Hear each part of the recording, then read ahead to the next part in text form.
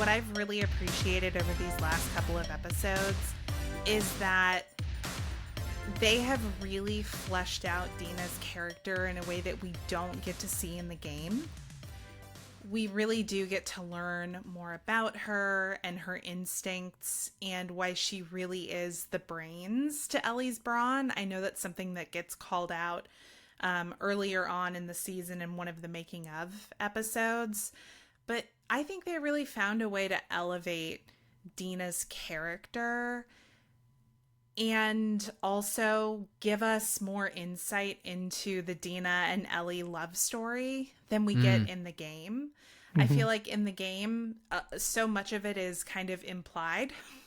But in this, we actually get to see them have like a very cathartic, very physical love scene that we don't really get to see the same way in the game. I mean, they do have that, but I guess the moment's not as visceral because if I recall correctly, in the game they were in Eugene's weed shop, right? Whereas here, I mean, that's pretty romantic too. Yeah, but they're actually in Seattle on the heels of Dina finding out that Ellie's immune. Well, and it's a little different. It's we're both keeping a secret. And the curtain falls, and it's just we're just both telling her once Dina knows, and not a second before, that she'll still have Ellie, then it's like, okay, you should know this thing because I knew as of this morning and just didn't tell you yet. And that's the other thing that I appreciated about sort of in the beginning of the episode. They're in the pharmacy. You see Dina kind of look off screen, and it's like, oh, okay. You don't know what she's doing. We knew what she was doing, but it's a little bit more fleshed out in the game, or in the show than in the game. And I think that the whole question about when Dina knew, like, lends itself to a little like strangeness around what her motives might have been in coming along with Ellie anyway. Because I think in the game she knows before they set off. I think. Yeah, because there is actually, and it's subtle, but in the game, early in her pregnancy, before she's showing, there will be points where her character model, when she thinks nobody's paying attention to her, she'll start rubbing her belly and like holding it a little bit. And so it's like, yeah, that's like the hint. But in the show, I just thought she wanted some honey. I mean, I'm like, here's my honey. She wants some honey. I gotta find some. I was looking around the quarantine zone. What's going on? Yeah. Oh, man. But yeah, I mean, in the show, I guess they had to find a different way to communicate that. I know we talked before about how the game has so many subtle ways of implying certain story arcs that maybe you're not aware of yet, that they've had to find new and creative ways to do in the show. And I think Dina, like, scrounging around for a pregnancy test is probably, like, one of the easier like one of the lower hanging fruit options they had. Yeah. Well, I love that even Ellie called out, like, they're probably pretty old, right? Right. Yeah. Which, like, okay, I guess that is something that can expire, but we're covered. We're good.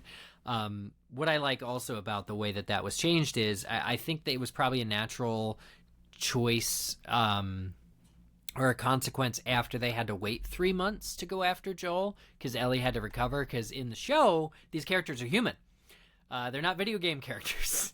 Right. They can't just run off. So in that 3 months, I thought that I saw maybe this coming or this being smoothed over when they're in the tent in the Radakiss scene, and Dina's like, well, actually, I got back together with Jesse.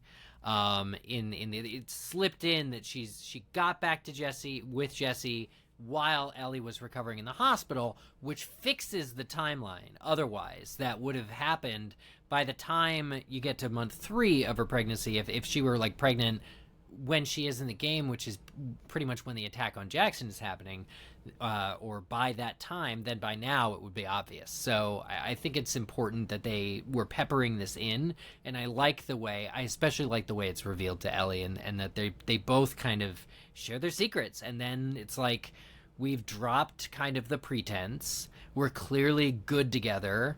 Even though Ellie's really got to think about her tactics when she's going off against infected. This is 2 for 2. She's like would have died. Yeah, so listen, we can talk about that. There's something else that needs to be called out, and I need to shout out Mark for this because he was the one who said it when we were watching the episode. But when Ellie and Dina were getting down to business, while Ellie still had an open wound, from an infected that bit her, and then she's like putting her hands places. I was like, oh, this seems like a terrible idea, Ellie. Oh. Yeah, maybe rebandage first, at least. Yeah, like... Because, like, we know Ellie's good, right? But, like, Dina? Yeah, I don't think she is. And now she's pregnant. So, although maybe... That's how Ellie was... Yeah. Right? Now maybe we knew Dina's child will be something immune. to do with... Yeah, maybe. If her mother doesn't turn first, yeah. Gotta wait till the very end. No, crazy. That's crazy. Thanks to Mark for that little PSA. I do like the change of Dina not learning that she was pregnant until they get to Seattle, like not knowing for sure. I think there's a little bit there's a little bit of irresponsibility is the word that comes to mind. I don't know if it's the best word. Like if you know you're pregnant and you're going off on this potential suicide mission, even if they think that it's pretty low stakes at this point, that says something about you as like a potential like mother, I guess. That's my mindset. Like, I think it's why fair. would I put my baby, why would I put my body, my pregnancy, whatever, at risk on this revenge mission if I already knew I was pregnant? And so this takes a little bit of the weight off of her shoulders, or that blame, I guess you could put on her. She's on this trip, and at this point she chooses to stay because she's choosing to do this with Ellie, who she says she sees a future with. And that gives her reason to stay, but it's harder to justify her coming in the first place if she knew that she was pregnant already. It is. So I like that change.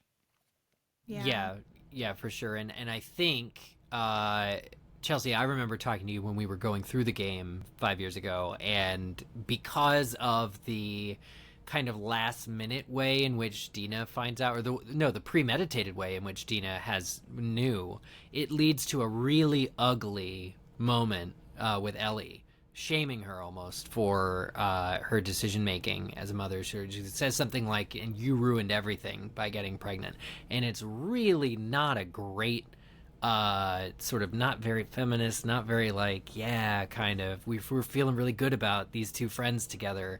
That doesn't have to happen now, and I'm very. Of all the lines to get cut or not make the TV show adaptation, I'm glad that line isn't in here. Do you remember what we were talking about, Laura? Yeah, I have vague recollections of that. And I mean, it works for me how they're doing it in the show, because they've really had to streamline the Ellie and Dina romance in a lot of ways that they didn't in the game. In the game, again, I feel like a lot of it is heavily implied because we see these characters getting closer. We hear the types of conversations that they're having develop and morph over time. We see them living in various different circumstances as they develop as a couple. Whereas this, they really had to establish like these two are endgame, and I think they needed to do it pretty quickly because we're already halfway through the season. And there's definitely some stuff to come that is very high stakes for Dina and Ellie. So they really needed to establish like their connection is important. And I think doing that by making Ellie, making Dina and Ellie pretty quickly accept each other and their secrets, and making Ellie, very quickly without hesitancy say, wow, I'm going to be a dad. Like Ellie's all in on raising a child with Dina, and we know she gets there eventually, but to your point, in the game she was not pleased about it at first. One of the things in the show that I really like is when she says like, I'm gonna be a dad, she is very clearly, you get the sense that she does actually really want that. She wants the life with Dina. She is the immature aspect of Ellie, though, is that she does not yet see how that is on a collision course with the current course of action. They're talking about this life together, this child they're going to raise, as parents. Even Jesse is a parent. All of them are parents. They're going to raise these kids. But then they go up on the roof and they're like, all right, we got to get over there. We're going to make them talk. We're going to torture this person. We're going to find out Nora knows where Abby is. We're going to get across town. It's literally like, guys, just turn around. Like, you can have one or the other. You cannot have both. Like, Ellie is so oblivious to the fact that this right here, like, the moment may already have passed, when if she really wants that white picket fence ending, she can't continue to do what she's doing, especially after, again, it's overlooked, life and death moment here. She was just bit again. Like, she's not immune to being torn apart, as they keep saying, and Dina especially is not immune to anything. And even just crossing town, there are areas of this town, sure, they're wide open. There are other areas where you can't even light a flare. Guys just having a smoke, and all of a sudden the tendrils come out and they feel the heat and they send a horde after them. My God. So it's not safe. They should just head back now. They should just turn around. They're not doing it. No, they're not. There is an interesting point, and it's towards the end of the episode, actually, when, they're establishing that they need to head across town because they know where to go to find Nora, where Ellie is trying to get Dina to stay behind since she's pregnant. And I was like, in the game, didn't Dina stay at the theater because she was further along in her pregnancy? But I guess it sounds like in the show, since they have Dina being earlier in her pregnancy, she's like, nah, fuck that, I'm going. Can still be active. Yeah. Yeah. She still consciously makes the same, or takes like the risk of risking herself and her child's life, which I don't think is super hot. But yeah, perhaps because it's earlier, she still feels like she can help out. And, if I'm being honest, Game Ellie versus Show Ellie needs the help, or could use the help slightly more because she's more human and therefore more flawed slightly than in the game. It makes sense that they would do this together. But yeah, I think that's all Ellie at the hospital where they're going. We know at this point in Dina's pregnancy, we already see a couple of instances where kind of like the morning sickness or the nausea are overcoming her. So even though in the moment we saw in the episode, she was like, I'm coming with you, we're going to do this together, she may not have a choice if she's too sick to be able to follow along. True. So that's still a possibility as well. Yeah. Well, and there was obviously other excitement this episode too, with Ellie and Dina going into the abandoned transit tunnel. Well, before we get there, let's talk about the TV station. Okay, yes. Yeah. So it's so interesting because it feels like what you were saying, Laura, about Pam's perspective too, and like not knowing what's happening next. I couldn't help but feel like a lot of this episode, anything that wasn't the new stuff, like with Isaac, was the tentpole set pieces from that whole section of the game, which, as Chelsea said, like you spend an hour in the beginning of Seattle, probably 5 or 6 hours into Seattle before you get to the TV station. And watching them go from like the TV station to the tunnel to the theater, that's this long drawn out gameplay with tons of like, interactions and scary, terrifying stuff.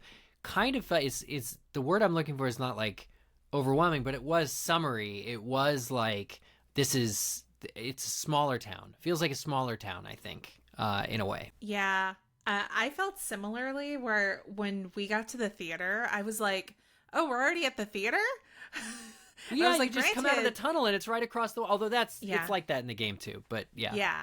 Yeah. And I mean, I will say Seattle's not a huge city, so I can get it, but like, yeah, you definitely you get a lot more exploration time. So watching like the show interpretation of it, where you're covering like 8 hours of gameplay in the span of 1 hour of television, feels a little like, who, like, we got through all of that in such a short period of time. But I think they did a really good job with it, including, I would say, that the change they made to how Dina finds out that Ellie is immune, right? Because in the game, it's not the same circumstance. It's that Ellie's mask breaks, right? And she's exposed to spores, which we don't have yet in this show. Not yet. But seems like it's coming. So that's gonna be an interesting, like, to look at what the decision was, like why the decision is made to do what they didn't do in season 1, but to do it in season 2, but not right away, but next episode, based on the next season. Everything's in this season is about escalation. And so we've already seen the infected themselves have evolved.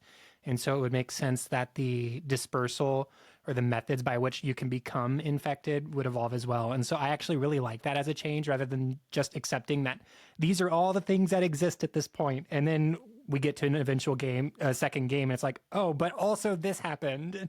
I like that they're setting it up as kind of like progression that is still happening. They're still evolving. I mean, I'm not quite a mycologist, but here's one thing I'll say about that, which is that spores are pretty fundamental to mushrooms and fungus.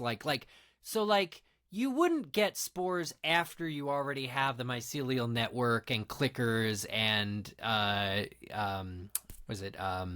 the big guys. You know what I'm saying? Blurs. Like, big boy. Spores with big boy. Spores would pretty much be there from this, but what if there's actually, this is what I say to myself. I'm like, can't sleep at night. I'm like, what if there's actually a really cool explanation for why there's spores now and wasn't yet? And I'm like, very excited. So that wasn't a criticism, but anyway. No, it'll be interesting to see that, because it seems like, and I know we're getting a little bit ahead here, but it does seem like from the preview we're getting that, but also the Rat King next week. It sure friggin' looks like it. So that's another level of escalation. And I don't know who it is looking at him or exploring that area, but that's not something Ellie does in the game. No. So yeah, it's going to be really interesting to see how the perspective shifts are represented in these scenes, in these episodes, because it really seems like we're heavily focused on Ellie's perspective. And I mean, based on the fact that this episode, they definitely dropped the Seattle Day 1 card, it was like, okay, so is that the rest of the season? Like, we only got 3 episodes left after this, so we get Day 2, Day 3, and then all the flashbacks with Joel in an episode? Or like, there's a confrontation.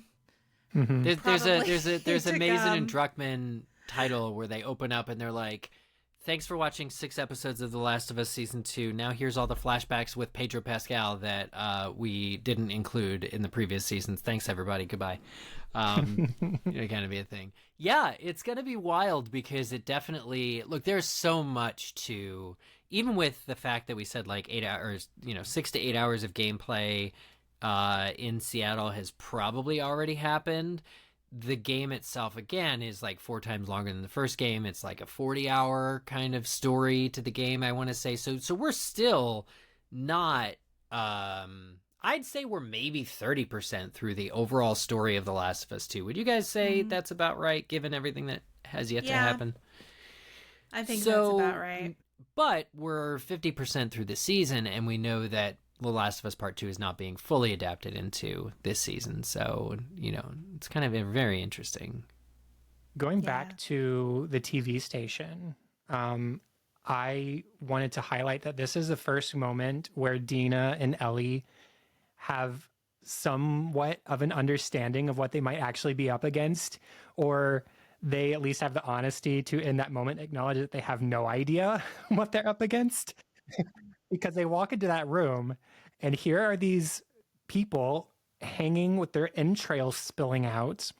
And like, did anybody see that coming? I mean, aside from us having played the game, but like from their perspective, how could they have predicted something like that? And then in the behind the scenes, I love the tidbit that they actually hung real live stunt people up, which just adds a whole extra level of creep factor and ick factor into what's happening in that scene. And I think it's Dina who asks, what the F is wrong with the people in Seattle? And clearly everybody's monsters. We see that scene with Isaac interrogating the Seraphite, and it's absolute cruelty. We saw the previous episode where the Seraphites, including the children, were slaughtered by presumably the wolves. And so like everybody's at each other's neck. Everybody's killing everybody. We don't know who started it. They can't get to the bottom of that. And at this point, it doesn't matter.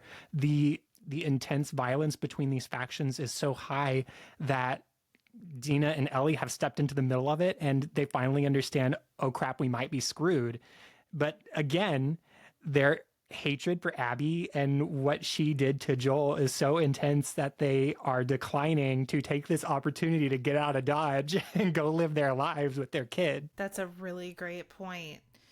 And I think it's intended to serve as a reminder. I don't know that Ellie and Dina have picked up on this yet, clearly, to what you're saying, Chelsea, but it's a reminder that, you know, Ellie and Dina, y'all aren't the only ones out here with an agenda. Mm-hmm. You're not the only ones out here with an axe to grind, and there are people who are way more dangerous and way more deadly than both of you. So here's your warning. But again, hey, you don't take it. You guys have a walled settlement somewhere? Cool. We have entire armies that are fighting and like killing one another, and you guys have Christmas carols? Nice. Clever. Okay. Yeah. It's the making of had two lines that I think were really good, and I wrote down, which is that the first one is that in terms of escalation, the wolves, Washington Liberation Front versus Seraphite conflict has escalated to the point where they're already dehumanizing the other. And so this is why you see the much more intense violence, Isaac straight up torturing somebody, and the wolves hung up or strung up by, in the TV station, is that this conflict is now that we're new to is an old conflict. And so all of the justifications that it takes time to like really build up to build people who are ideologically prepared to do this without question, that's all done. So this is like an old conflict. And I think the show was probably very careful to show us like the whole wolf thing is at least a decade old. So, it kind of gives the show this lived in feel, but it also represents something that's altogether more evolved than anything anybody in Jackson seems to have. And the second thing that was said in the making of that I want to get back to about the violence between them. You know what? I'm forgetting it. Darn. I'll have to come back to it. Well, on that subject of violence, something that you and I talked about, Eric, when we talked about season 1, especially the last episode, the way that they filmed that final scene in the hospital where Joel's mowing down all of the fireflies, they focused on like they super focused on all these people's deaths. Like it wasn't just like a video game character where you toss aside, move on to the next one. There was lingering, there was like slow camera. Let's look at the people who are dying. And this episode, I mean, we already have had violence in this season so far, obviously, but this episode marks the first like really intense violence at the hands of Ellie and the consequences that are going to start following Abby and her friends because of their actions in Jackson, and the high levels of violence on all counts. There were a couple moments in this episode where I got a little bit emotional. I mean, obviously towards the end with Dina and Ellie having that catharsis in the theater is a great emotional release moment. And like Ellie singing Take On Me earlier is, but the maybe abstract one is when Ellie killed the Fedra soldier as they were escaping the TV station. Like that is her first kill in Seattle. And we know, and it's not even just because we're game players, it's because like we can see the trajectory of what's coming next. There is a lot of death and violence to follow. And it's heartbreaking, right? Like every human life lost is a terrible thing when humanity is on the verge of extinction. And here are these humans who continue to find conflict with each other and continue to kill each other. And that is a huge central theme of The Last of Us as a whole, but particularly part 2. And that breaks my heart. It breaks my heart. That leads into the other quote I was going to mention, which is that I think it's Mason that says that the us versus them is the real infection, is the real virus. That is what took over the world. Right, and it's not us humans versus them infected. It's us humans versus those humans. It's humans versus each other, and I love that. That elevates this material to a commentary on our times. I think ultimately, and I love what you said, Chelsea, about every life Ellie takes is sacred and is a shame, and it's true, and a lot of these people would be alive in a much different place if Joel hadn't done what he did. And I feel like the show could be going harder on look at what Joel did, but maybe now it's not the time. It might get there, and we can come back and talk about wrap up our thoughts on this episode and maybe talk a little bit more about what we think is to come in the weeks ahead. But first, we do need to take one more quick break, and we'll be right back.